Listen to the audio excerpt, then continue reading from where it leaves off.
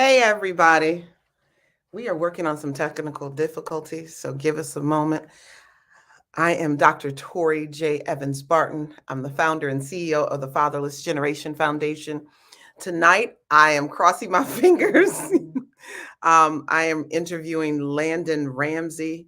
Um, this is going to be an interesting conversation, but we're having a little bit of technical difficulty because Landon is traveling with his family right now, and we're trying to get him on the phone with this link. So if you just give me a few minutes while we're working on this, I'm praying that this won't be a disappointment. He tried to log on with his phone, and then he's trying to log on with his brother's phone. So we're trying to get him on here some way, shape, or form. Okay.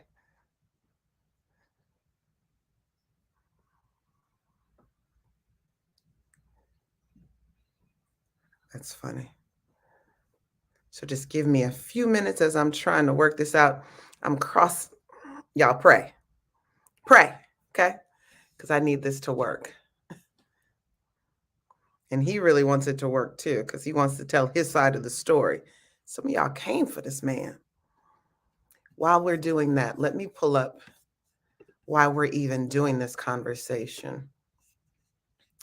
Let me start by sharing why we're even on here. Landon came on the internet and went viral. We posted it a few weeks ago, and it went viral. It was literally a minute and 15 seconds of him sharing his journey and his story of, obtaining primary custody of his daughter. And a lot of people, I see people coming on here. Please, as we are working to get him on here, we have some technical difficulties that we're working on. Okay, he's in my messages right now. I see. Okay, he said he's going to try. Okay, he's going to. I'm like, we don't plan this. How we get here? And it's technical difficulties because people need to hear this story. But this is what I'm going to do. I am going to leaving downtown Dayton. I'm going to share my screen so that you guys can see why we're even on here, right? This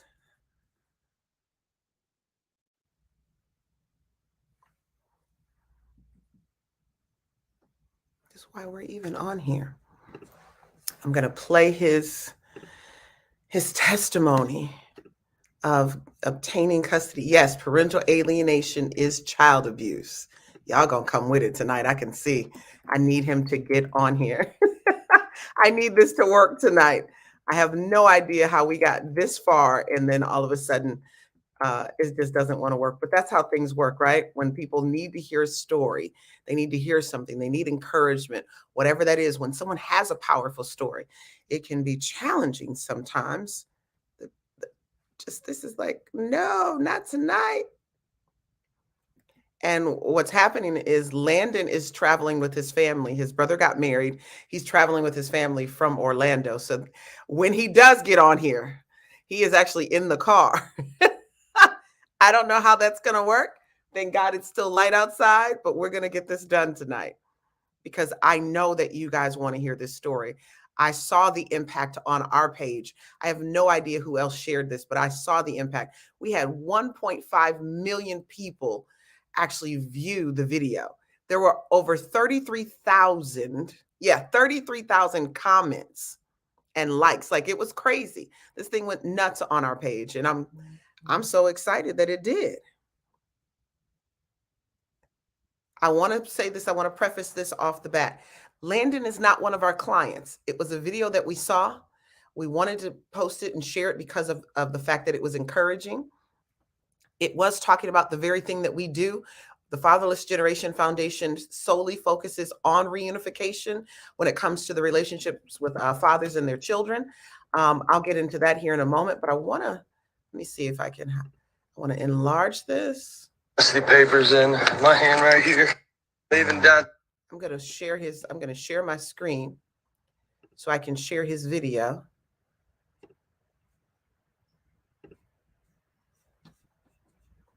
me see. Here we go.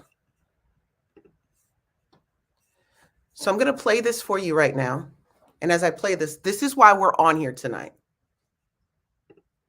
Leaving downtown Dayton, and I just got my custody papers in my hand right here. I can't keep it together, so no one thinks I'm lying. These are the court papers. I have lost time and time again trying to be a dad to this little girl. I've been through hell for 12 years trying to be a dad to this baby. And I finally won custody of my baby. She ain't gonna be took from me no more. I don't have to worry about her family. Oh, I got my baby. It says mother's motion to modify child support denied.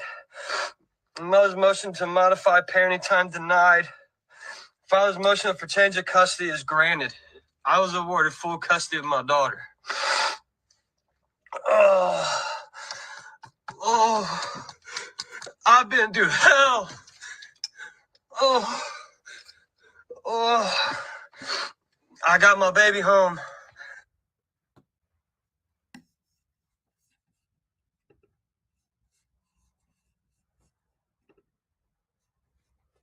Whew.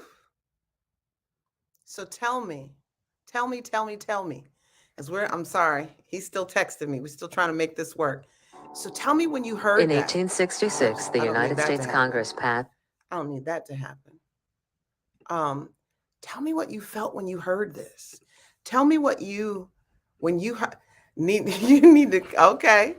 Tell me what you guys felt when you heard his story, when you saw the video on our page. Oh, Greg, I see you. A father should not have to fight for a God-given right. Yeah, that's a powerful thing. Come on, Landon. Yeah, I'm rooting for him to get this right on, to get on here. I want to see the box on the bottom of my screen. Like I said, I'm Dr. Torri J, as you guys are logging on here, Evans Barton, and I am the founder and CEO of the Fatherless Generation Foundation. And I shared this video on our page, a week or two ago, and it went nuts. It went nuts because just like this gentleman saying, that feels like it was me. Did you hear the pain that he felt? Did you feel like you felt the challenges that he had gone through in this fight? He said he had lost time and time and time again, but today he said he won. That's the thing I want to encourage you guys tonight. I want you to know that it seems like it's impossible. It seems like everything's stacked against you. But there comes a day when you'll win.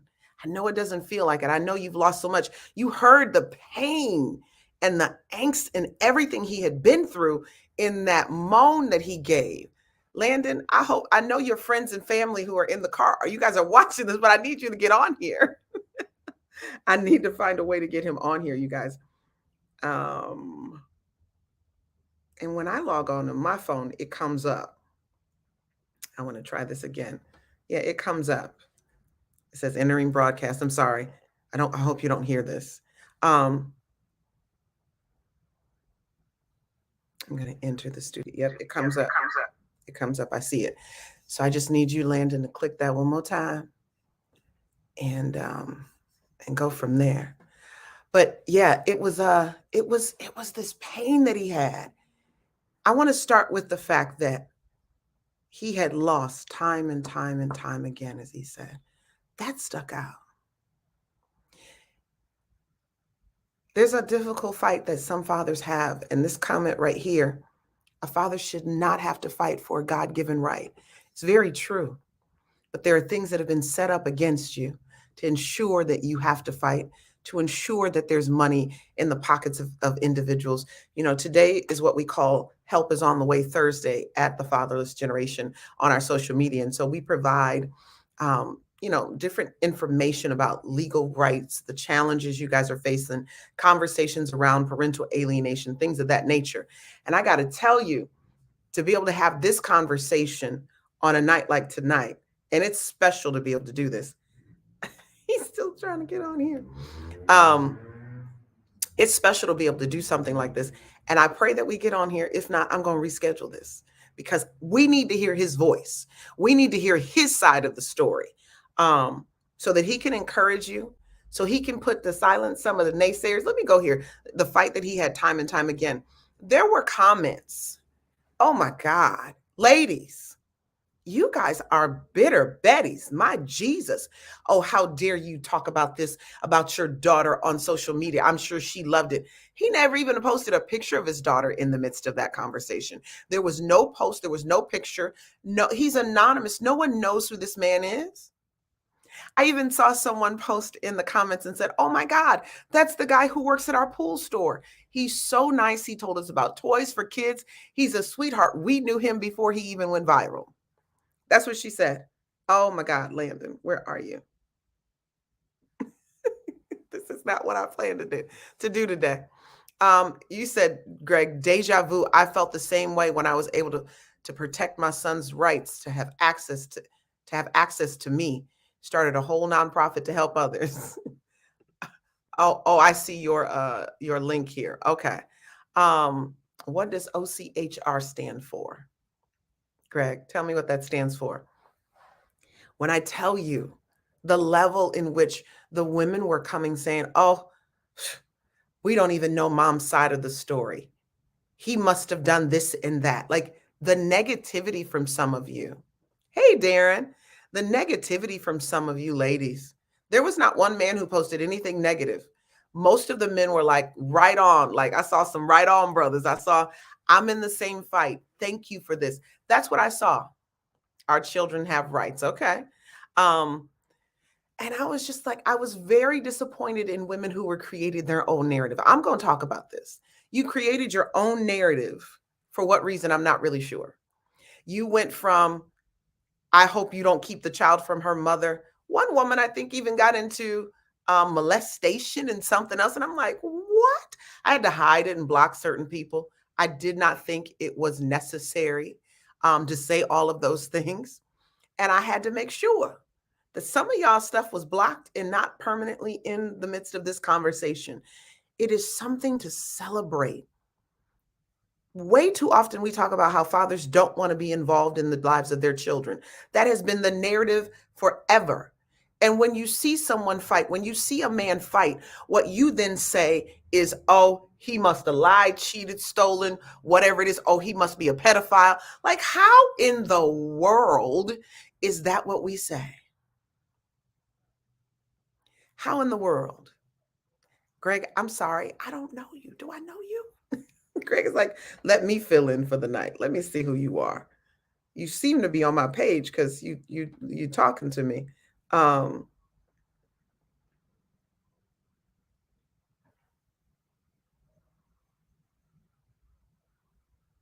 don't know how.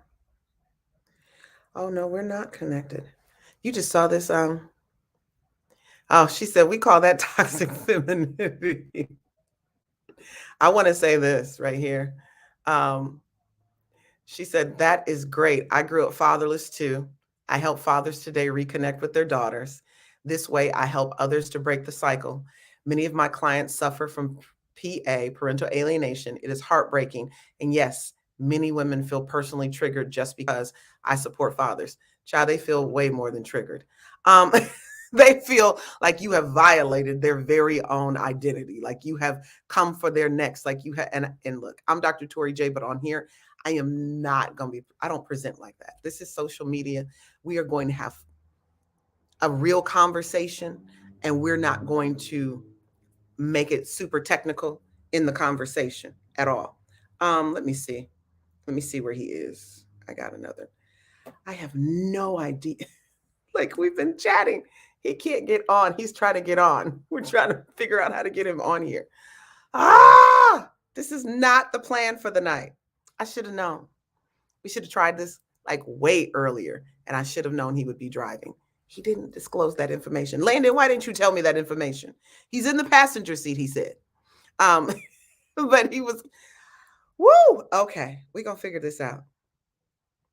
Landon, I need you to, I need you to tune in. Some of your people are tuning in. I need y'all to call Landon and help him through this technology issue he's having while he's on the road. But I definitely get what I think her name is Jana said. When it comes to the work, let me talk about what the Fatherless Generation Foundation does, because everybody on here talking about what they do. I have not shared what we do. The Fatherless Generation Foundation, we actually reunite fatherless children with their biological fathers, whether it's young children, or young adults. We work with the gambit at this point.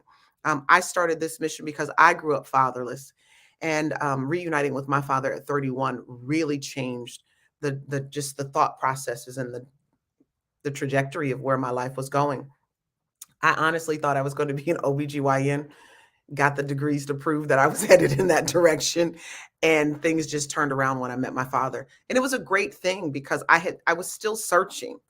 Honestly, I was still searching. It still felt off in the direction I was going in, but I was still searching. And my father helped settle my feet. I always tell people, my father gave me the other half of me. He made me make sense. And that bothers not only women, but that bothers mothers, right? My mother to some degree. No offense, Mom. Because mothers feel like they stayed, they fought, they gave you everything, and here you are clinging to this man. It's not our fault that God made them that way. It's not our fault that DNA matters. It's not our fault that God made the man the head in that kind of way, where there are aspects of our DNA that need to be in line with our fathers in order for us to actually know who we are. Our fathers give us our identity. It's why you see so many fatherless children out here grappling with who they are, even though their mothers are great. It doesn't mean that you guys aren't amazing mothers. It's just the way genetics are made. It's just the way God made everything. And so the Fatherless Generation Foundation, we have what we call Commitment to Fatherhood, where we reunite fathers through a particular program.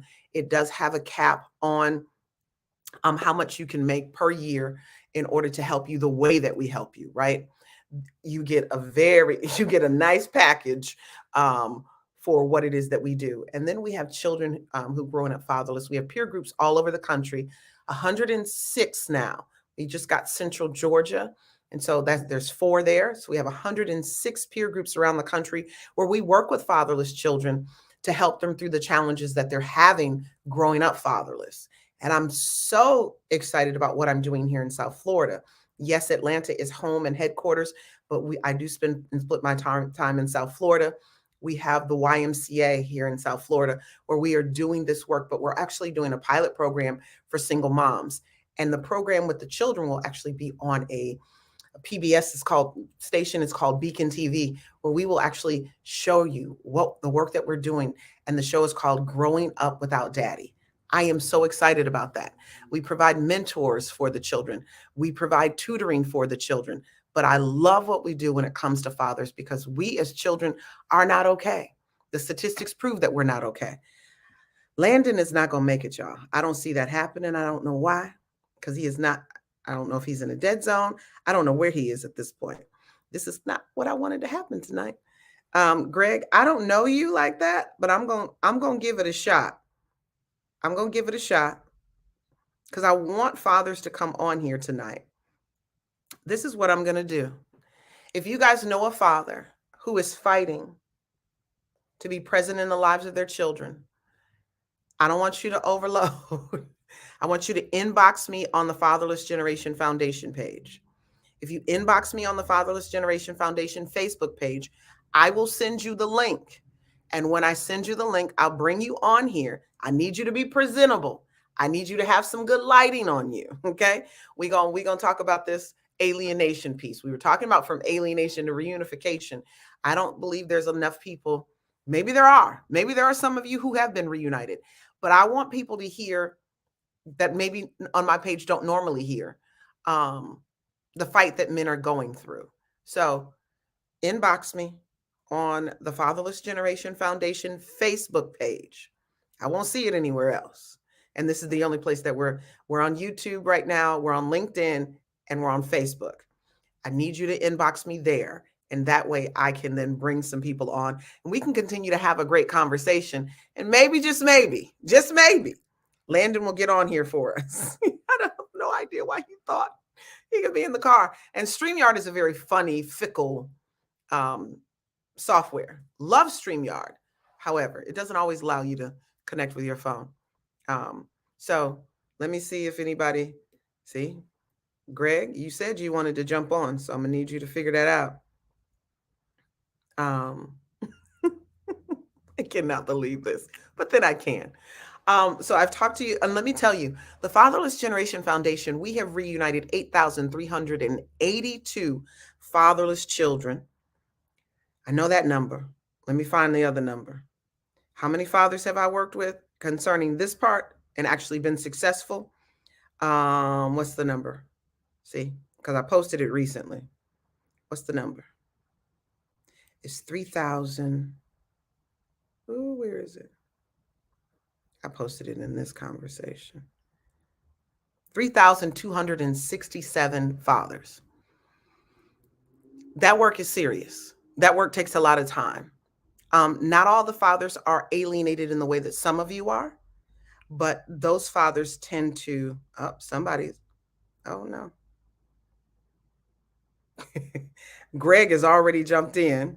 Okay, Greg, I'm gonna give this to you, and hopefully you can get on. He said, send the link and I will come. All right, I need lighting on you. I need to make sure that you are presentable. That's what I said to him. Exactly, Fathers United. I told him he probably needs to open it up in his Google Chrome app, because that's typically how that works. And I can see you before you jump on here, Greg. So just know I can X you out of here if you ain't presentable. Okay, Greg is on here. He's like, I'm ready. I see the look on his face. I'm gonna let Greg get on here. Probably needs to open it up in his Google. Oh, you gotta turn that off. Hold on, let me turn off the link there. Hold on one second. I'm gonna let you jump on here, Greg, because it fills in the time and we can tell the story. So just know I can X you out of here. That was you. Okay, Greg is on here. He's like, I'm ready. I see the look on his face. Did you get out of LinkedIn? Greg, get on here. Probably needs to open it up in his Google. You got to turn that off. Hold on, let me turn off the link there. Hold on one second. I'm gonna let you jump on here, Greg. Hold on, I'm gonna mute your mic, and you let me know when you're off. So we're gonna see how this goes. We're gonna see where this goes with Greg.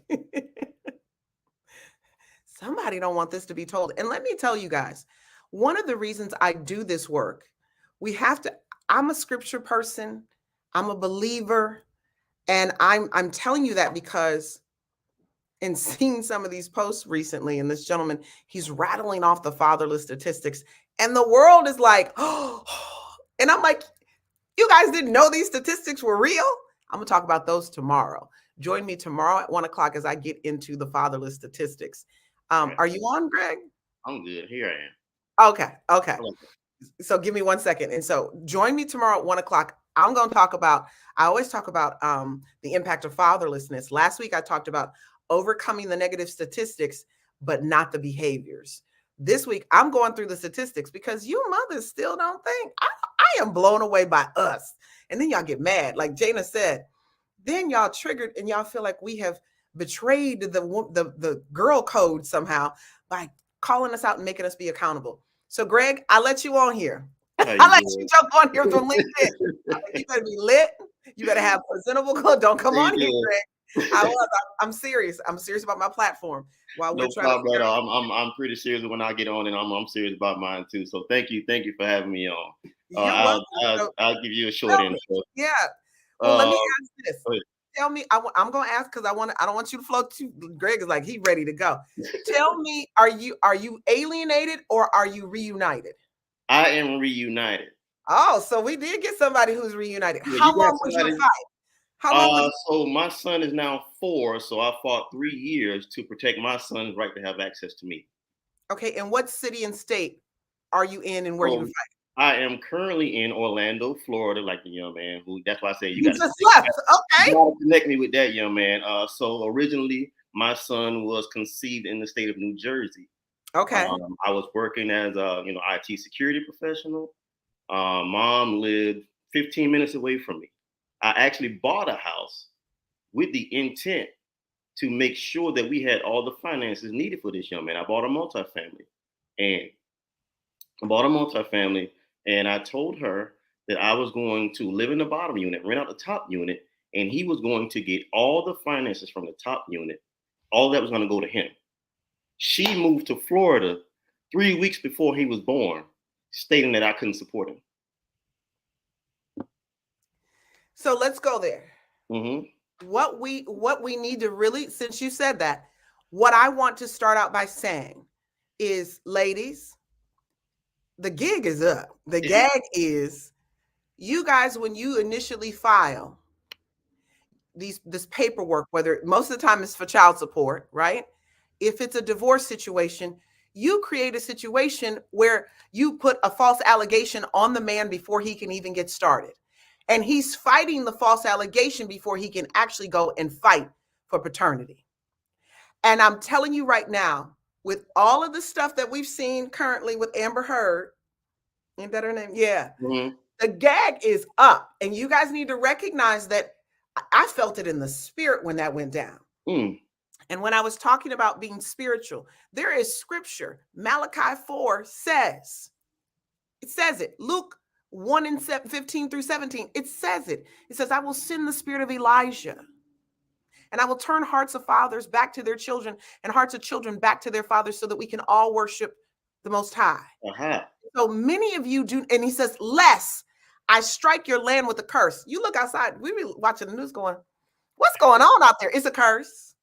Ooh, Because we are home. But mothers, I'm sorry to tell you, I'm not, Greg, we on here now. Okay. You need to understand your false allegations, they will come back on you one day.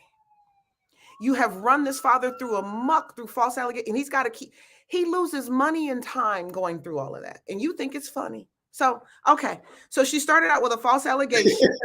I was just going to let you go ahead and have church. I'm sorry. That was so you can't say that. I can say that. Right. You said it. I wasn't going to get into it. So it started with a false allegation that you can't provide. That was the first. Mm-hmm. That was the first. So then how did you end up in Orlando fighting? And what did that fight look like?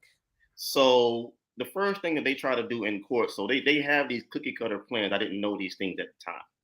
And so what I wanted to do was come down and protect his rights to have access to me.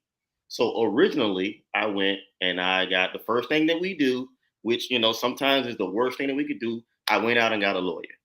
Got a lawyer in the wrong location. Did everything wrong the first time. Went through mediation. I got into mediation. This is how my mediation went. I sat down with my lawyer. So I had a woman lawyer. It was a woman mediator and a baby mother. So now it's 3 women in there with just me. Okay, just setting the scene. Nothing against it. Just setting the scene. I got you. And here's how my mediation went. The mediator walked in and said, "Listen, you both are educated. You both are college graduates. You both make good money. This is what you made last year. This is what you owe. She needs a payment." So now I'm hitting the fan. I turn to my lawyer and say, "Hey, what's going on here? You're here to help me out. You're here to represent me. What's happening?" My lawyer took the documentation. She read it. And then she went back to the mediator and said that was the same thing that I told him. So I left mediation deemed to pay $1,141 a month for a son that had no access to me. Okay, so let's have that conversation.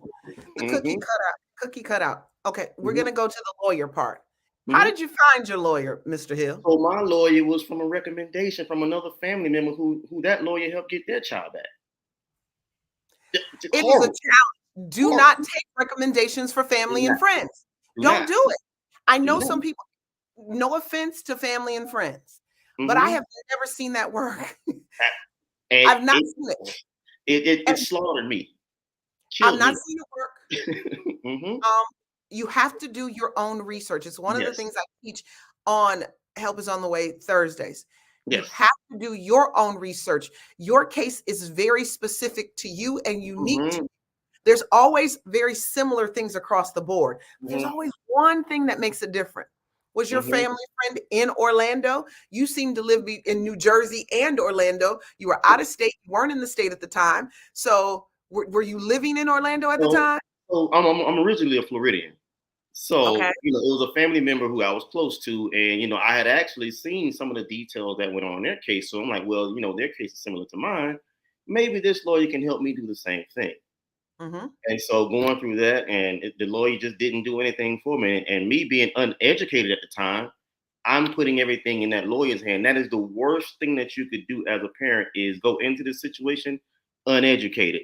Parents, if I could tell you do anything else, educate yourself on the process of how this works. And then you go into that lawyer and you hold that lawyer and the judge and everybody else around you accountable with that education, because now you're educated on the process, right? So, and let me say this about that whole lawyer piece too. And then getting into mediation. I'm a certified mediator in Georgia. I'm working on Florida right now.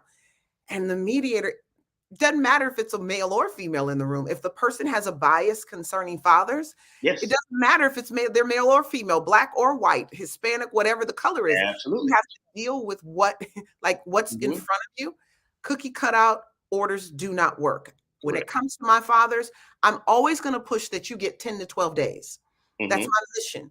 That means every other weekend, and that means days on your off weeks that you can go spend the night, pick them up for dinner, whatever that is. You don't live it. Some of y'all don't even live close enough together where you have more time, and dads want more time, but you don't even live close enough with the mother. You don't even live in the same city. So we'll get into that. We'll get into that. Yep. Oh, I'm coming. And so I want to be clear that as you go through this mediation, he's not aware of what's going to happen. I need people to look. I've seen people go through divorces recently. I had somebody tell me that there was a filing made prior to an actual filing that was stamped and signed, because they saw this document that was signed by a judge 2 years prior or a year prior.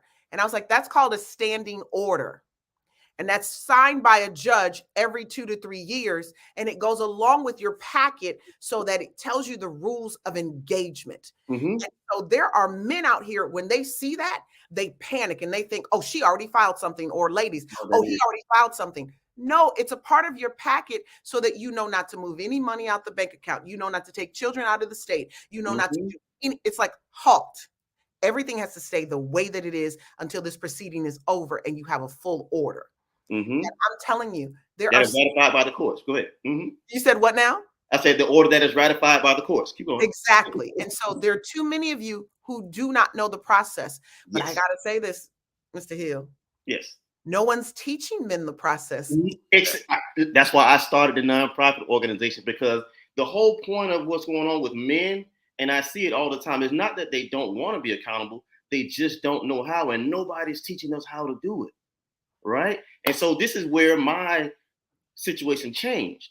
So I went through that mediation and I came home and I sat in this office right here and almost hurt myself, drinking a bottle of liquor a day, not knowing what's going on, feeling as if I failed my son as a father, feeling as if, I'm just the lowest of the low because I didn't protect my son and his access to see me. And so going through that, the light bulb goes off now. Okay, if I'm going to fight this thing, I'm going to do it my way. And so now I start reading any and everything that I can from the state of Florida on custody, on parenting time, on the child support calculator, on any information that I could find. And then I take that actual plan that I got from the mediator and I start dissecting it. Wait a minute, this is wrong. This isn't right according to what the state is saying. I look at, the money that I'm paying. This isn't right according to. Were you in Florida at that time, or I'm in Florida now? I'm in Orlando. My case is in Broward. I'm in Florida now. So I'm reading all of these, right? I'm breaking it all down based on what the state is saying, not what anybody else is saying, but what the state document is saying how it should work. And now I start breaking this down. I'm like, wait a minute. I'm seeing all these deficiencies in here. She's claiming $1,200 in child care. Well, where's the receipts? Where's the information for that? She's claiming $800 in insurance. Let's go here too. Where is all this information? Then she's claiming, then I have 0 overnights. Like, why? Why is my son not able to have access to me? I didn't do it. During mediation, they gave you 0 overnights? 0 overnights. This is what I'm asking. Were you living in New Jersey at that moment? You were living in Orlando. I was here in Florida. And I know people who are in Orlando who do a lot of work in fathers' rights. I have spoken in Orlando with Americans for Equal Shared Parenting, and there's a couple of good attorneys there. There's a gentleman that I've worked with. Again, not knowing, I went with the family recommendation, and this is how it happened, right? So this is how it broke down. So now I have the $1,141 a month, and I'm going through the depressive state. I'm going through all the pressure, right? So now I start educating myself, and then I take the document and I go back to the courts with the information that I taught myself and I read myself. Now I'm holding the courts accountable, right? I'm not talking to her. I'm not worrying about anything that she says. Now I'm talking to the judge. Judge, why this? Why this? Why this? Judge, how do you get back in the court? Because I want to skip over that. Right, did you file something to get back into the court? Did you pay something? Because that's where the rubber. That's an important part right there. Go back to, he was talking about having mental health. He's drinking now, you guys. Dads, it's okay. I'm gonna look at my camera. It is okay that you are having these moments. Do not beat yourself up. It is a normal response to find yourself out of yourself. You are not who you normally would be going through this moment. And yes, you may take to drinking, you may take to some other things that are not appropriate. You're going to have depression. You're going to have PTSD that starts to show up. You're going to be triggered. It is okay, but I need you to get some emotional, mental health help during this process. It's one of the things we add to our component. But go ahead. Okay. Dr. Torri, you keep this up now. I'm going to ask you to come be on my board now. You keep this up. I got no boards I'm serving on. I can use it down here now, because all these dads and these parents. You know who I was until tonight. This is why I was like, we ain't really connected. I don't know how he on my page. But okay. But all right, we'll keep going. I'll send you the board off a sheet later. All right, but so now, I'm going back now to the judge. And I'm addressing these things because now I understand what the calculus. How did you get there? What did you file? We don't want to stop. I'm getting excited. Okay, so how I got back into the court. So now in the state of Florida, you have I think 1 or 2 opportunities to file a substantial change or a supplemental change in circumstance here in the state of Florida. So I didn't file it. She did because she still wanted that rental income. So she said on my financial affidavit, she wanted me to pay more money. So she files a substantial change in circumstance because now she wants the rental income on top of the financial affidavit that I filed. So now she files that motion. But now me being educated now, I respond to her motion and I put in all my responses to everything that is going on. So now it has to be heard in the court because it's in the motion and they've given us a court date. And these are the things that are brought forth to be heard now because we put it in our motions, right? Hold on. I want to pause. I want to show something someone said. They will try to offer you hours instead of overnights. Whoa. More overnights equal less child support. Right. Yes. I need you guys to stop acting like y'all don't know what's going on. And if you don't, let tonight be education for you so that you know this statement is factual. Factual around the country. This state, there's no state around the world. This statement is factual. This is everything. The more overnights the dads get, the less child support. It's why you can sit in a room with a mediator, and if they're not a good mediator and they're not an advocate and they're not unbiased, they will push for less overnights. Okay, continue. Absolutely right. And we'll get to that too. That's an excellent point. We didn't get to, but we'll get to it. So now, so that's how it happened. She filed to try to get more money. But by this time, I've already educated myself on the process. So I was going to file before her, but she beat me to it. So now she's used one of her motions to file. So okay, judge. Now I have my responses there. I go back into the courtroom, and the judge asked us, ask her what the issue was. She said, well, judge, he didn't put in the financial affidavit that he has his rental income.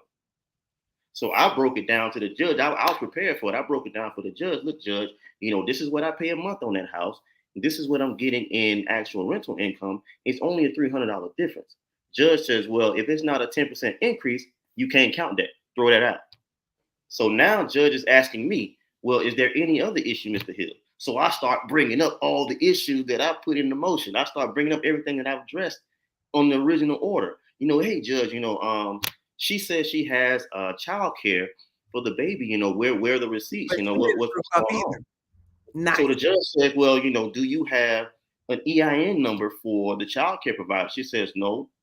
The judge says, okay, well, who's providing for this man's child? Like, what's going on here? Do you have any receipts? She says he has an in-home nanny. The judge says, okay, well, where's the documentation on the in-home nanny? She says the nanny is my mom. Judge says no. Right. No, exactly. you can't count that. It was a family member at this point. So now that's $1,200 already coming off the calculation. Judge says, Mr. Hill, you know, are there anything else you want to address? I says, well, Judge, I have insurance on the baby now. She starts chirping. No, you don't. You know, the paperwork say I carry him on insurance and all this stuff. The judge said, okay, I'll tell you what you do, Mr. Hill. Take the baby off your insurance. Then he asked her, well, do you have documentation of the breakdown of the insurance that you're paying for this baby? She looks through her paperwork. No, I don't have it right now. The judge says, no, you can't count it. So now that's another $800 going off the child support calculation. Let me say this, dads, never, ever let Medicaid cover your children. Never. Put that baby on insurance. It will be double what you could pay. And they're going to come for you to pay that. That was put into motion when they first put all of this stuff in the works. And let me add to that. To add to that, right? When you put that baby in your insurance, you look as if you are financially responsible for that baby. Yeah. So you want that baby on your insurance. Now you're covering the baby and you're a financially responsible dad. That goes on your part of the child support calculation. Even if you get insurance for you may not have insurance for yourself, but I'm telling you right now, it's going to be cheaper for you to get insurance for this child on your own than to actually have to pay Medicare back. Medicare? Whatever they were. Yeah, I mix them up all the time. One's for old people, one's for women and children. Dads, you got to know that it's all calculated and it just adds up. What you're not doing, they're just going to keep adding it. I love the fact that she filed and the judge gave you an opportunity. She brought you in there trying to get you to up on income. Here's the challenge that I have with that. I heard you say in the beginning, and for those who are jumping on here, I see people jumping on here. They're like, where's Landon? Landon's having some technical issues. And so somehow Greg jumped on and said, bring me on. And I brought him on and it's working out. So, so I'm sorry. We'll get Landon on here another day. Maybe this is just what was supposed to happen tonight. We're going to go with it. When it comes to these calculations, though, you've got to know your stuff. Gotta know it. You got to know it. And I love the fact that this is what I was going to say. You told her, I'm buying this house and I'm going to make sure all the money from this rental, it goes to my son. But then she tried to come for it. The audacity, right? So let's keep going about, you know, how we address this situation, right? We're gonna educate these parents tonight. We're gonna educate them. You told her this is what I'm going to set up for our son, and then she wanted it grabbed for herself. Unbelievable. Okay, it's the control of it all, right? So let's keep going. Right? So I broke down, you know, we've already broken down the insurance and we've broken down the child care. So the judge now asked me, well, Mr. Hill, is there anything else you want to address? I said, well, Judge, you know, I don't understand why this baby doesn't have any more time with me. I don't know why he can't come and see me. What's the detriment? What's the problem? Because now I've read up on the jargon too, right? What is the detriment that is hindering this child from having the access to me that he should have? There's no drinking issue. There's no history of abuse. There's nothing. So what is the actual issue? Judge says, okay, well, I'll tell you what I'll do. I'll go ahead and write something up. And if there's nothing else that we need to address, I'll write it up and send it out to you guys. And this will be your order. No problem. Okay. Before I say what I'm going to say. No problem. What did the judge give you? The judge gave me 144 overnights. That's close to half. That is as close as you're probably gonna get to the 180s that you want to get. And then she kept the baby from me during COVID, so I'm more than 50-50 at this point. But we'll get to that. So now, right? Oh, wait, I want to tell you, I ain't gonna have you shout out your judge, but I'm gonna say this about the judge.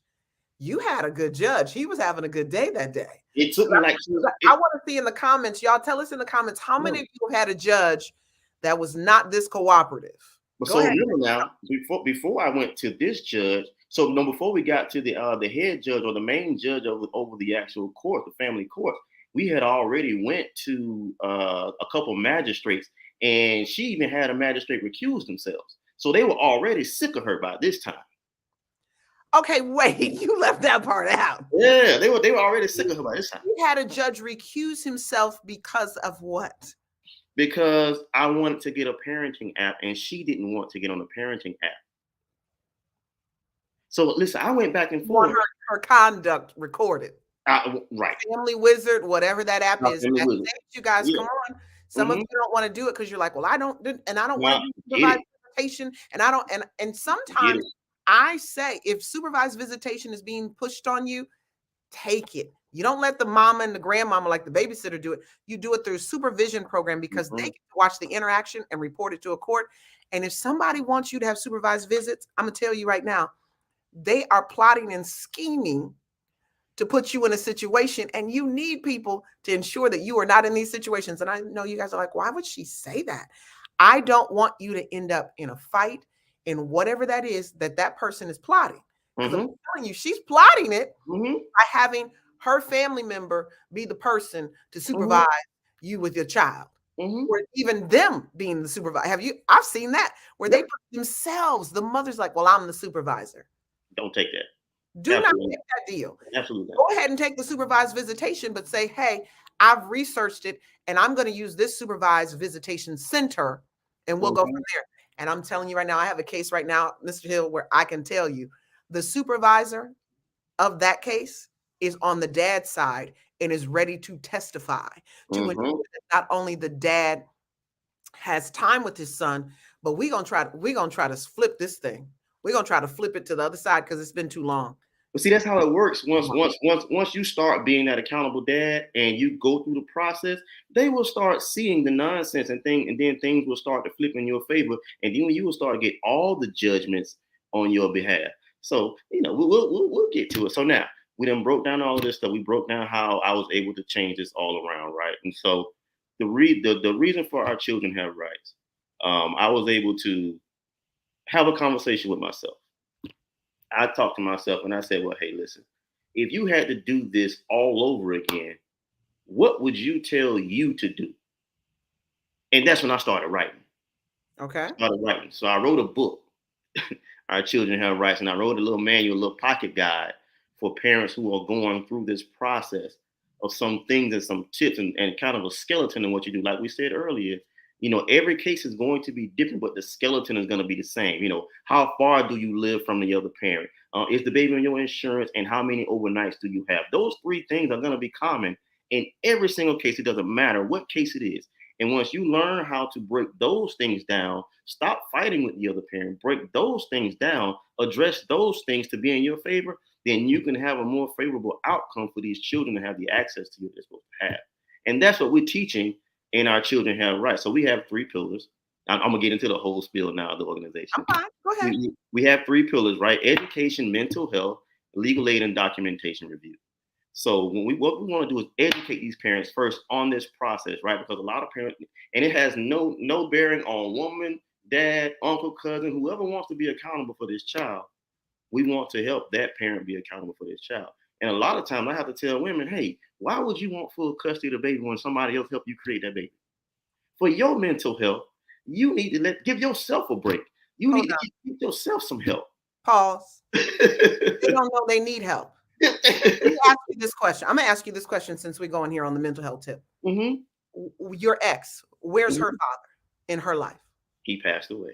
She has no father figure. How old was she when he passed away? She was young. She may have been 11, 12. So she doesn't know she doesn't know anything about a man at all. This is the common denominator among so many who are alienators. Absolutely so right. Many women who are alienators, and even some men, because men do alienate. Majority ladies, it be us. Gotta own that. That's accountability. I ain't putting on the women, but I know I'm gonna say it. You don't have to say it tonight. Well, let me break that down. Let me explain why. It doesn't matter what she does. It doesn't matter. What do you mean? If you're a father and you're a dad, go handle your business. What if I run out of money? She's irrelevant. You don't need the money. If you can read, get yourself down there and educate yourself. Go to self-help. Do whatever you need to do to get these resources to protect that child's right to have access to you. Go and ask somebody to show you how. Matter of fact, come to me. I do all my resources for free. Come to me and I'll help you. But they got legal aid in courtrooms. They got a library. Go educate yourself. Do not lay down and just take this. Educate yourself. Get this documentation the way you need to get it to, and then go and handle your business. It is irrelevant what she does if you are a stand-up man and you handle your business, because she can say whatever she want to say. But once we get that court order and that documentation, I'm gonna interrupt. Go ahead. I'm gonna interrupt. I know that's true in some cases, but I have heard stories of fathers who they've done everything they can do, and that mental health piece has taken them out. It goes back to the scripture I quoted earlier, that he will turn the hearts of fathers back to their children. See, I'm saying this because when I first read that, and I've read it for years, and I kept saying, so fathers don't love their children? Like, what does that mean exactly? But here's the thought. Here's the thought. You have to turn hearts of fathers back to their children, because there are times, dads, when you have to dial back. The fight has been too much. It is pulling on you too much, too fast, and all of that. And so you got to dial back. You can't constantly be in a war. Sometimes you got to go to the sidelines. You got to go get off the front line, go to the sidelines for a minute and breathe, and then come back into the battle. Mr. Hill is telling you, there's no exception. There's no reason. I'm not going, that's his position. I'm not going to believe that fully, because I have seen dads give their all. I have seen dads fight for years. I have seen dads be homeless, eating out of garbage cans, all different types of things in the midst of trying to have time with their children. And some dads, it has just taken them out. I'm not a proponent. I'm not an advocate on any level when I mention this, and I'm not glorifying this, but we can tell when dads snap, they're not doing okay. We saw so many different situations last year where one man, he killed the one girlfriend and then walked into the house of the ex-wife and shot her. Like that, he put that on Facebook Live. We saw dads who were taking their children, kidnapping, or the mom had kidnapped them, and they got the kids in the car, and they're running with their new girlfriend in the car, and they die because they're trying to dip and dodge, trying to make sure that they can get away with the children successfully. So I'm telling you right now, there's a lot of emotional pain and a lot of emotional stress concerning this, where it makes it hard for me to say, do whatever you got to do. Because sometimes what they got to do, if they don't have it to do, because they've been worn out, they've lost everything. No. They don't know how to get it back. And they need other men to rally around you. This is the problem that I have with it. Men, you do this in silos and in isolation. And that is why you don't have what it is you need to move forward. And when you do get around certain men, they're just like you. And that doesn't feed to your mental health either. It does not. Okay, I'm off my soapbox. No. Now that you started this organization, and you are. Let me respond to that. oh, you want to respond to that? I'm sorry. I'm sorry. So now remember, my whole, take care of your business and be accountable is just in the reference to the documentation, right? You have to get that documentation and get those things in place and handle your business to get those first. Okay. And then, after that, it becomes the next stage of, getting that cooperation. And that's where, I believe you were referring to where, men were doing their all, trying to get some of that cooperation, and they snap. So if you don't have that documentation, then you don't have any assistance with you getting that cooperation. So that's why I'm saying I'm a proponent of taking care of that business first. Now, don't go as far as, the mental health issue where, you're going to snap. But I know some men go there, and I do think, we should get some help and reach out to those men, because, hey, listen, I'm one of those men, right? Hold all these things in until you get to the tipping point, and then there's no coming back from wherever you go. But if you understand this process and you understand what you have to do before you get there, and you're able to take care of some of this business and get some of this accountability shifting back in your favor, I think it'll help some of those mental health issues, because you feel like, you will think you have some recourse to a lot of those actions that are going on that are not in the favor of the children. So that's why I'm so strong on, let's take care of this business early enough to where, we can kind of get ahead of some of those issues mentally that we will run into once we get to that fed up point. So what did it feel like when you got those 140 144. Mm-hmm. 144 days? Mm-hmm. What did that feel like for you? So I was in absolute shock when I got the documentation. I was quite sure that it was going to be $300-400 coming down from 1141, and I'm gonna pay, after the 800 and the 1200 got dropped off, probably gonna be $400-500. Oh, When I got that paperwork, and it said 144 overnights and $124 a month. oh, she lost it. What I tell you, I didn't even think about the child support, Mr. Hill. I was thinking about the how you felt about the time, but I had forgotten about this $1,141 child support, and you went from $1,141 in child support, 0 overnights, to 144 overnights, to what is the child support number now? $124 a month. Okay, so you just devastated her life because she was living off of this money because she wanted more. So I don't say all women do that. I'm not that girl. Well, but she was living off of this money. She wasn't. She was just being, no. Listen, she's a credit risk analyst for Citigroup. Makes way more than I do. I'm talking about makes maybe $130K a year. So I was wrong. So this was just out of spite. Yeah. Yeah. What happened in the relationship? I'm gonna ask you on here. We just dissolved it. It just wasn't working out. So we went our way. And you had to fight for 3 years, and he's 4. Mm-hmm. That means it dissolved really quickly. Mm-hmm. Mm-hmm. So okay. Yeah, it dissolved pretty quickly. Were you there when she was going to the doctor's appointments? Doctor's appointments, yes. I went to every doctor's appointment. I didn't miss anything other than the birth. And you missed the birth because you guys weren't together? No, because she had come down to Florida 3 weeks before he was born. So he was supposed to come on October 10th. He came on October 1st. Oh, he was early. So you couldn't even, how do you fix that? No way to plan that. No way to plan that, right? So, but what really hurt the most was when I got to the hospital, I didn't know anything about VDOP. I didn't know anything about the documentation that needed to be signed at the hospital. So when I got there, her mom had on the other parent's wristband. So, you get 2 wristbands when you go to the hospital to have a baby, mother and father. Her mom had on the wristband. So I was a visitor when I went into the hospital to see the baby. Mamas, see, this is the problem. I don't care what you say. We are the issue. That's how this is generational, and it continues to be generational. You were in the hospital wearing the daddy's wristband like you the second parent. I could knock somebody. Lord help me stay professional in this conversation right now. And then you become, and see, that all has a perception. That all has optics attached to it.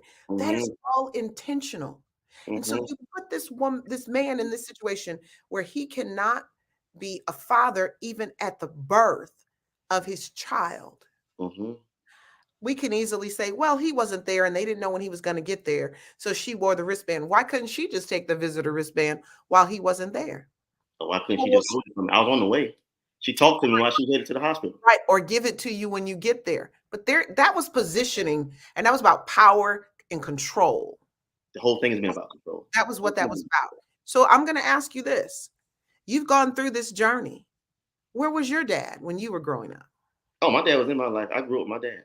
Your parents were married and in a relationship? Okay. Still married to this day. They're still married to this day. So I got to ask, what did your parents say when you got yourself into this situation? I would limit the information because I didn't want them to see her in a bad light.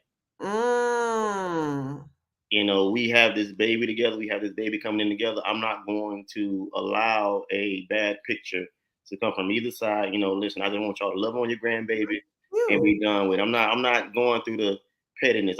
That's not for me. I'm not, I don't have the energy to continue to be petty over and over again. So, I'm not going to share any negative energy. I want the baby to have positive energy. We're going to love on this baby. I'm going to bring him back to the village and I'm gonna do my whole Lion King thing. You know, Simba. You know, he behold. I'm gonna do that. And I'm glad you know, because I think that has something to do with it. So, because you said the village, I was going to ask you, did you feel like part of the reason you could push through was because you had this level of support from your family? So, really, this situation helped my father and I get closer. Because a lot of the things growing up that my father would do, I didn't necessarily agree with. And so I left home early. I left home 16, 17. You know, I was in college at 17. I got up out of there. I'm like, nope, this is not for me. You know, I don't like how he does business. I don't like how he does what he does. I'm out. And so, you know, it was a point there where I didn't speak to him for 10 years. Because my father and I, you know, we just didn't see eye to eye. I didn't like his process on things. And so I went out to find my own process. I didn't know what I wanted to do. I just knew I didn't want to be like him. I didn't want to do what he's doing. I got you. And then I turned right around. Now I'm doing the same thing that he's doing. So what do you mean you were doing the same thing he was doing? So my father's in construction, and I just didn't like how he ran his business. Okay. And so I didn't want to be involved in any of that. And now reading The Miseducation of a Negro, the information in that book turns around, and now I'm back to doing what I'm supposed to be doing, which is now we're doing houses, and he's my contractor for a lot of the property that I have. So so you guys are working together. Yeah, this situation helped us get closer, and now it helped me understand some of the things that he had to do early on as a man for his house and the community, because my father's really a community man. You know, he was a football coach for a long time. He would give you the shirt off his back. He would do any and everything in the community, but you know, we didn't see it at home because we didn't understand who this man was to us and to the village and to the people. You know what I'm saying? He was there every single night. You know, it's something about accountability. You know, his best ability was accountability, but we didn't get to appreciate that until later on when I couldn't be accountable for myself. And then I got the opportunity to see, hey, okay, wait a minute. I see what this man was doing this whole time. Because there was a fight to be accountable that you weren't aware of. Right. Your dad fought for that accountability. That's powerful, Mr. Hill. And that's not only statement. Yeah, and not only just for me, because you know I'm really the first child for our children have rights, right? So I didn't grow up with my biological mother because she tried to keep me from my father. So he came and got me. I knew the story was somewhere. See, he didn't tell it. Y'all know me well enough to know I can tell a pattern when I see one, and he tried to trick me, y'all. He tried to trick me. You knew where I was asking that question. So here it is. So you had your biological father, but not your biological mother. So when you say your parents were married to this day, he's the only woman that I knew. That's my mom. You're talking about a stepmom. See, I'm done with him tonight with the I'm done. I'm good at record. See, what you'll learn about me is I go to the root of things. And if I hear something, I'm like, no, this is a cycle in a person's life. It is. And so it's cycle. He tried to trick me. He tried to trick my you sniffed it out. You sniffed it out. He was telling me. And then he tried to lie on the Holy Spirit tonight. But let me add this in though. You know, this is also something that is important for fathers and parents as well. Going back to that hospital story, right? And another reason to be educated. Understand, you know, what it is that these states have in place for us that we can use and have things in our favor. Understand what a VDOP is, or the AOP, or whatever they call it in your state.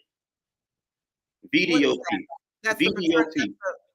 You can establish paternity at the hospital. Yes. But see, sometimes you don't want to do that either because you didn't have paternity test and you don't know. Correct. But it's better to be educated on it than to go in oblivious. And not know. That's very true. But some men sign and they are on the hook for child support. And that is not what you want to do. You want to ask for a paternity test. I don't care if you're offended. There is new laws being pushed that says that a man will have to pay child support while the baby is in the womb. Okay. And so ladies, go ahead and get ready for a needle about this long. Since that's what you want, get ready for a needle about this long. And it's going to go in your belly and they're going to have to get some of that, you know, amniotic fluid. Yep. And they will make sure that this is the father before he starts paying. So you just get ready. And I don't think a lot of mothers are going to want to do that. And they're going to try to do the same thing that they do. Oh, you want a DNA test? Absolutely. I am on a board. I'm an advisory board member to Women Against Paternity Fraud. And nobody has time for that. There's too many going on. But I want to say this. You said it a moment ago, and I can't get off of it. I'm not going to, because it's a teaching point for what it is that I and who I am. You said your mother tried to keep you from your father. Your father fought for how long to get you? It wasn't no fight. My pop said he went to a lawyer and got the documentation together. And he talked to the babysitter and told him that he was gonna take me shopping and never took me back. And I want you guys to, that sounds rough. Daddy done kidnapped until he get his hearing. And hey, then that did work together. They say who has custody has custody. Whoever had physical custody at that time has custody. You both have 50-50 until you, the matter of fact, another teaching moment. Understand the police cannot rule or order anything on the spot. All they can do is keep the peace. So if you tell them no, all they can do is tell you, hey, you two need to go down to the court. So understand you're right. That typically doesn't work in a father's favor because he's the one who's coming to the house looking for the child, and then he doesn't get what he needs. Well, if you get the opportunity to get that baby in your custody, your physical custody. Until you get the custody. But let me say this. There's a pattern that always tries to show up, and you have to fight, men. It's a sad state of affairs. If you don't know your family history and the patterns, you'll be in a situation going, how did this happen to me? I shared this moment and I asked these questions on purpose because you're having moments show up and you're not sure where they're coming from, but the sins of the fathers are visiting you and you don't know what's visiting you. The sins of the fathers visit. And if you don't have your father in your life, you don't know why it's visiting. You have no idea what it's about. And so this sin began to visit Mr. Hill. And he then figured out how to fight so that he can ensure that he broke the curse and he kept that curse off of his son's life. Okay. And so this has been, how long have you had the rights to your son? He's 4 now. So this has been for the last 2 years, we had it adjudicated. And so, we went ahead and got all the documentation. We still had a few more court visits after that. I was going to ask. But it never ends. It never ends. It's always going to be something, right? Give me one that happened after. What was the court after that? Once we got the documentation straightened out, I started to go pick up my son on a regular basis. Well, our son on a regular basis. The second time I went to go pick him up, I took him to a relative house down in Palm Beach because she's in Broward. I went to Palm Beach and we took him over there and I was spending time with him. And, before I got there, she had said, he had a little cough or whatever. So, okay, fine. Now, remember mind you, she had never given me a diaper bag. She's never given me a diaper or anything for this baby. When she gave me the baby, she gave him to me in a onesie with no socks on. So I went ahead and got everything I needed for him, picked up the bag, got everything. I took him shopping that same day, got him everything he needed, and we went on our way. So he was a little bit sick, and so she told me what to go pick up. The doctor said give him some Tylenol. All right, fine, I get some Tylenol. I told her that he had a little fever. It was something like 99 maybe been his temperature, and I messaged her and I let her know. But she flips off. She loses her cool. Take him to the hospital. If you don't do this. So now she calls my phone 37 times in a row. Okay. So now I'm not even paying attention to it at this point. And then I text her, I message her back, hey, listen, he's fine. I took his temperature again. Now it's around 97. He's good. He was up playing earlier. I gave him something to eat, changed him up, cleaned him up. He's laying down. He's taking a nap now. There's no reason to have any issue. She continues to call my phone, leaving messages. Now she's crying on messages.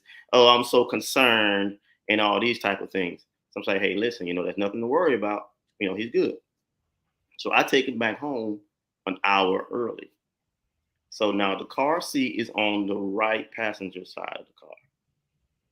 I pull up to her house. I get out. I go take him out of the car and I hand him to her.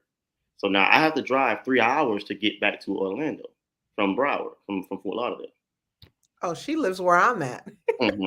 So I know Broward courts very well. They know me so well in there. They thought I was a lawyer at one point in time. They was like, "Come on in here, Mr. Hill, on this side over here." Because I would come in with a big, big briefcase, everything. So ready. So she's outside yelling. We need to talk. So I'm like, hey, listen, we can talk, on my way back to Orlando or some other time. But right now, I need to get back. It's already after 7 o'clock. By the time I get home, it's gonna be 10, 11 o'clock. I gotta get back. We need to talk. So now I already gave her the baby. And now she's following me around the car to get back into my car. I get in the car, close the door. She knocking on the window. We need to talk. So I'm like, hey, listen, not right now. We can talk on my way back. So now she jumps on the hood of my car, yelling, stop. Now the car's in park. She's yelling, stop. I got a baby in my arms. Stop. And so I get out of the car like, what are you doing? Like, why? What's going on here? Luckily, the neighbors were recording. Because she was going to say you drove off. Domestic violence, right? So now she gets off the car. She moves out of the way. I drive off. So now about an hour and a half into the ride, the police call me and said, Mr. Hill, what's going on? Do you mind explaining to me, what happened over here at the residence? So I say, well, she jumped on the hood of the car. And I'm like, I told her to get off. She got off. So, he's saying, well, she has this police report saying, you hit her with the car 4 times. She wants to file charges for domestic violence. We have this documentation. And so, he says, but thank you for telling me your side of the story. It aligns with what I thought. I say, well, what do you mean? He was like, well, the neighbors actually recorded, and I saw the recording. So when I saw the recording and asked her what happened, she told me this story. I told her she was a lie. So now she starts to crying to the police officer, telling him, she just wanted to have better communication with me and all these things. And so the cop was like, well, what do you want me to do? Better communication by putting you in jail? Right. So she goes now, next day, she goes down to the police station and files 2 police reports.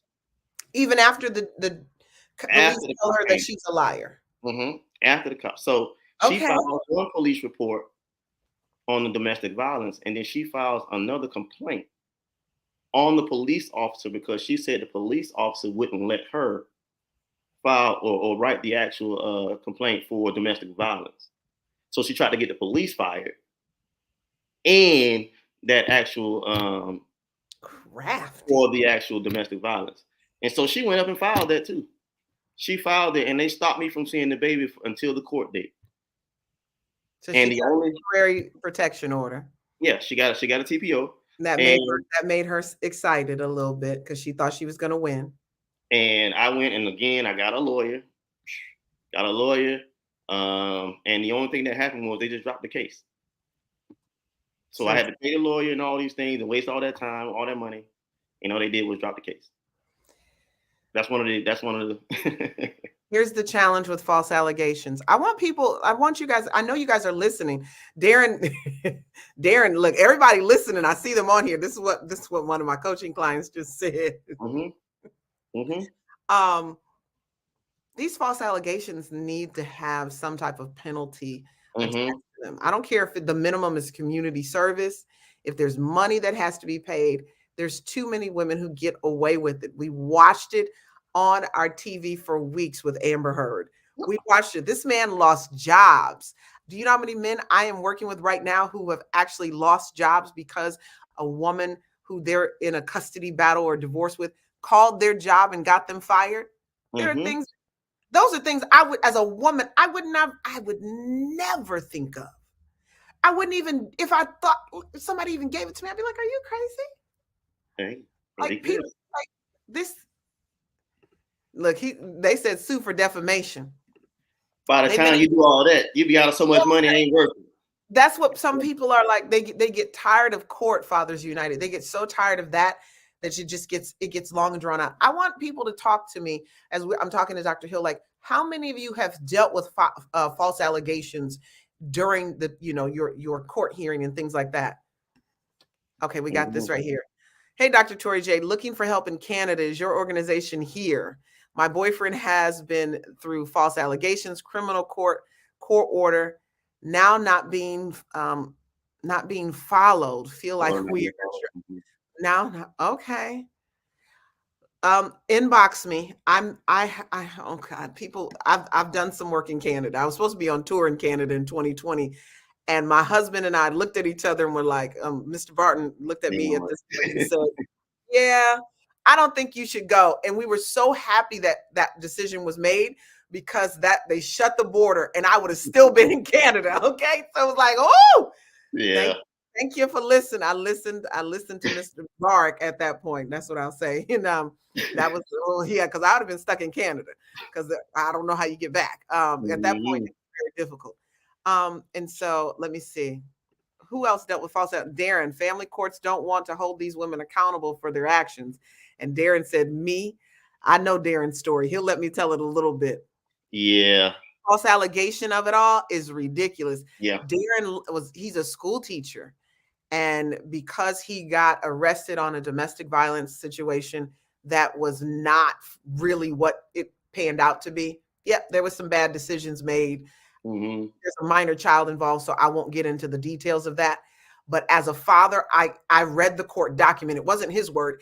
It is in the court document. I was like, I would have choked them out too. Okay. And it was really the spanking or the repercussions of what the child had done. He was disciplining in the wrong type of way his child, teenage child.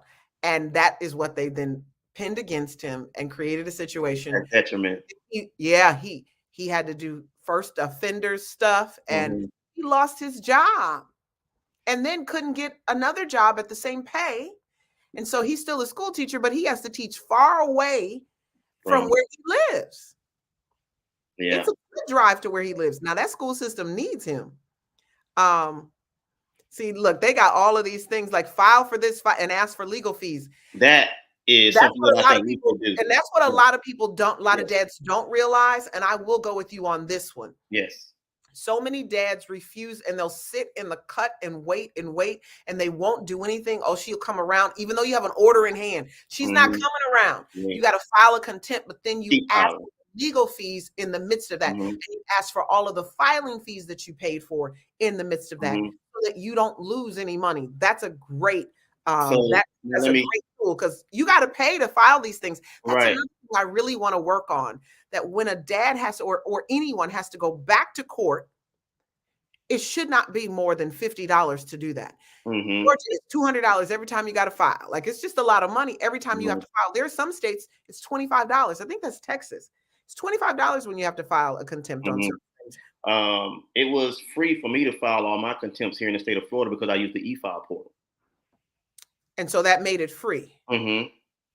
Because I didn't go down to the courthouse and use up their paperwork or anything down there. I used the e-file portal and then submitted it.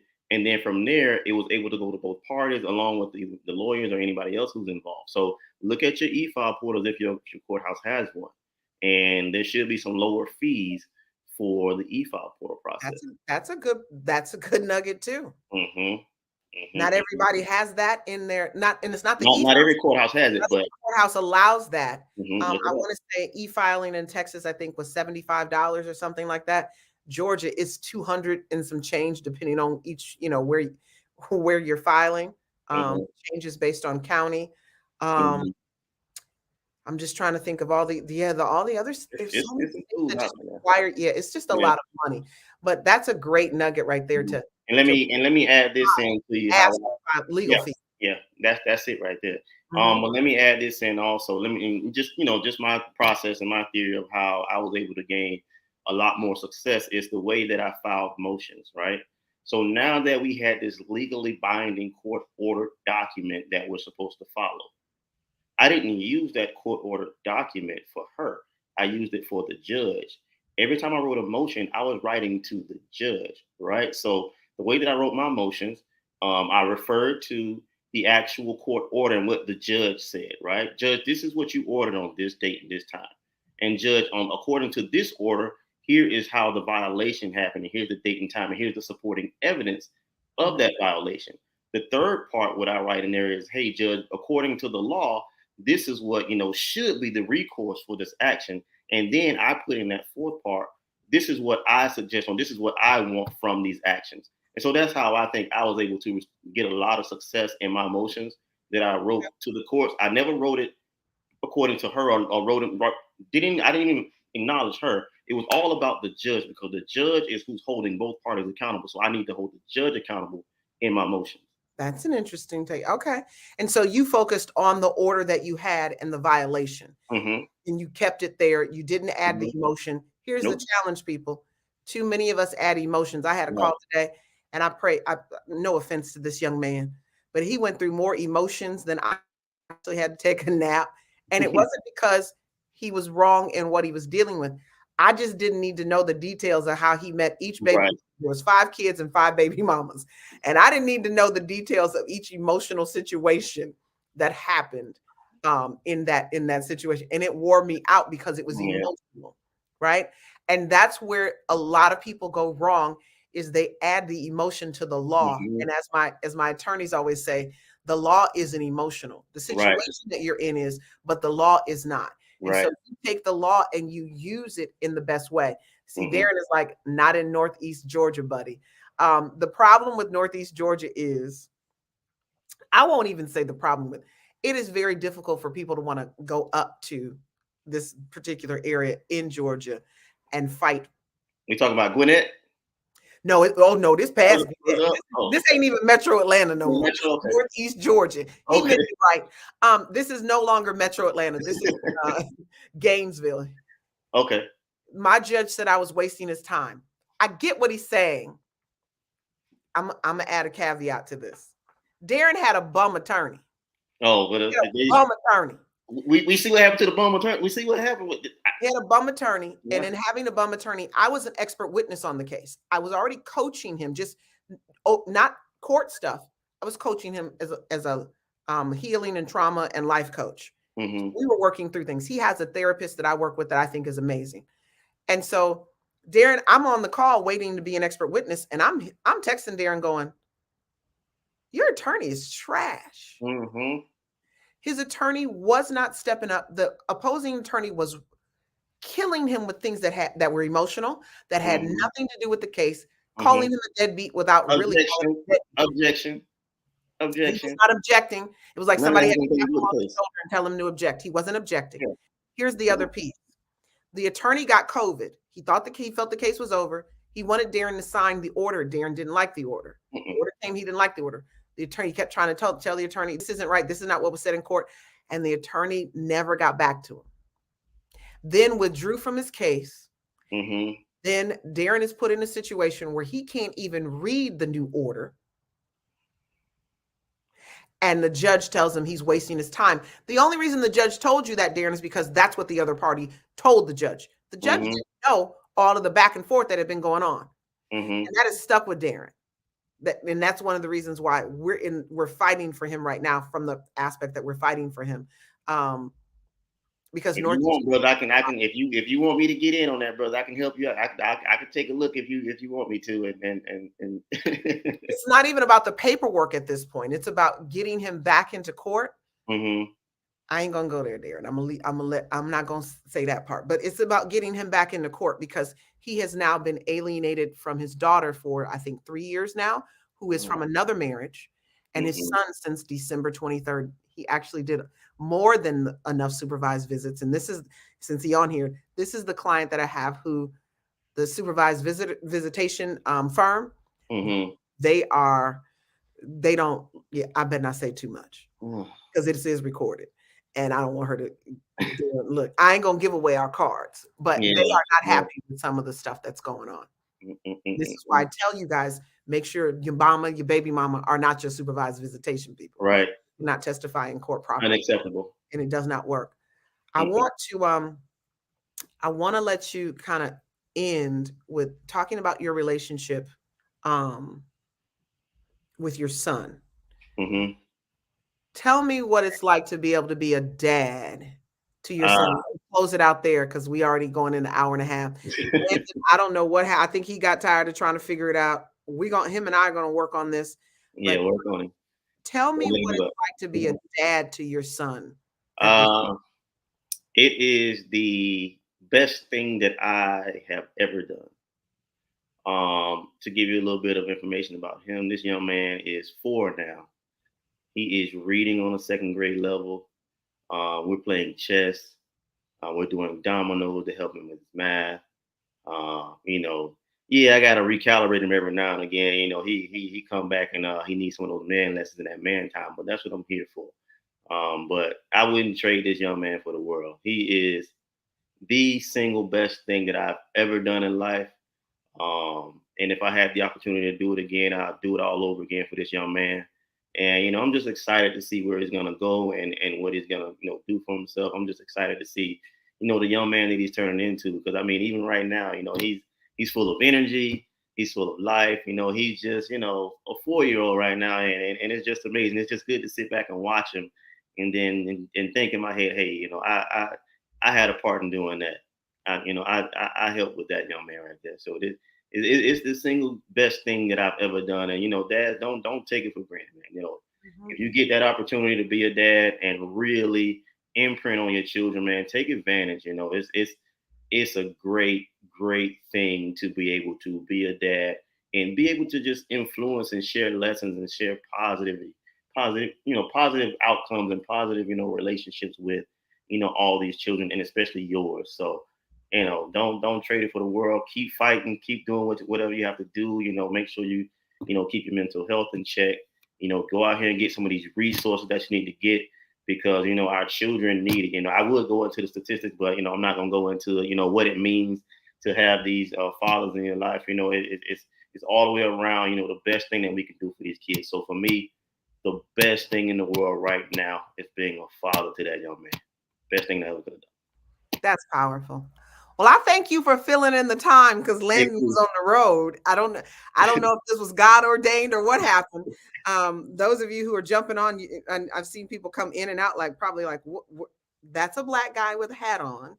That we advertise this white gentleman, so I know they know that it's not the same. like it's not even like I can pretend that it's the same. I cannot. Landon was traveling from Orlando back home. He was in Orlando for his brother's wedding. And somehow in the midst of that, he got, I don't know. He lost communication after a certain point. He tried to get on the phone on his phone. He tried to get on the phone with his brother's phone. He tried a few things. I'm going to get him on here. Clearly it wasn't tonight. But Mr. Hill, I thank you for jumping on here. I'm going to get off here in a second. I'm going to do some announcements and go from there. But I thank you for jumping on. No problem. I saw that you asked me to connect on LinkedIn. We'll connect there and we'll go from there. But thank you for sharing your story from alienation to reunification. It all worked out. I'm grateful. All right. Thank you. You're welcome. Well, let me tell y'all how that worked out. I don't even know, but it did. Okay, I see you. Yes, do it on the Facebook page through the organization. And then what'll happen is I'll get you a link and I'll connect you to some people that I work with up there just based on our conversation. And we'll go from there because I don't know what part of Canada you're in. So we'll figure that out. But I don't know how that worked out, but it did. And so we still got to tell a story from alienation to reunification. That was funny how he saw this conversation on LinkedIn. We're not even connected on LinkedIn. He just requested me to connect. I have no idea, but I'm grateful. We're going to get Landon on here as well because many of you want to hear this story. I want to hear his story. And join me tomorrow at 1:00. I'm going to talk about the fatherless statistics, the impact of fatherlessness. And it's time to talk about these statistics because from there, is so important to I just rattle them off. So I've assumed that people know them, but I see this gentleman and I'm going to play that video. He's rattling them off and people are like, oh, and I'm like, see, this is why I do this work. I don't reunite fathers with their children just because that's something I want to do. I saw the negative statistics. They pierced my heart because I was once that child. Yes, I escaped so many of them, but I had some of the behavioral stuff too. I did. And so I'm looking at it going, my gosh, we've got to do something about this. And to me, the only way you can do anything about it is making sure that dads are in the lives of their children. And so I do whatever it takes to make that happen. And mostly whatever it takes is getting them into a courtroom, getting them a court order so that they can have that time with their children. Thank you, Ambi. I appreciate that. The work is real. It is not easy to do. And as I said to you guys earlier, I had a gentleman call me and it was heavy and it was intense. And I probably can't help him with every situation that he has. Darren, I don't know if you see this, but Ambi said, good luck. We're working on him, Ambi. We are working to get him. I even posted his story on my personal page today. And yeah, some people have inboxed me some help, Darren. I don't know if you know that, but yeah, we haven't talked tonight. So thank you for that. But you guys have an amazing night. I'm grateful that this worked out. I'm going to see if I can do from alienation to reunification every Thursday. That's going to be a lot. I don't know if I have that many conversations. I don't know. And too many of my dads do not like to come on and share their story because they kind of hide behind the scenes. But let's see what we can do. You guys have an amazing night. I'm Dr. Torri J. I am the founder and CEO of the Fatherless Generation Foundation. I'm an author, I'm a speaker, I'm a coach. And if you guys need coaching to help you through that pattern that we talked about a moment ago, go to beyondfatherless.com. It's beyondfatherless.com. I'll put it in the chat. Go there and you can get a free assessment. And it'll let you know if you're a good fit for my coaching. I have clients all over the world now, which is very interesting. I have clients all over the world, literally. And we'll just talk about that later. But have a great night. I look forward to seeing you guys tomorrow at 1 p.m. Eastern Standard Time as we talk about the impact of fatherlessness, where we go through the fatherless statistics. All right. Have a great night.